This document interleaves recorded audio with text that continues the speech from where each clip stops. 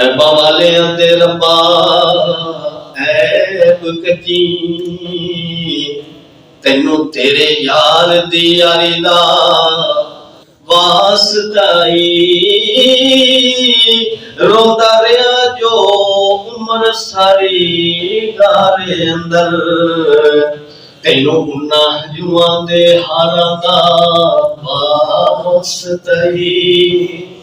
ते जेड़े पए शबीर दे गल अंदर ओ तेनू ना तीरां दे हारां दा वास्ताई ओ कहदी हो के जिथे जिथे तुरी ज़ैनब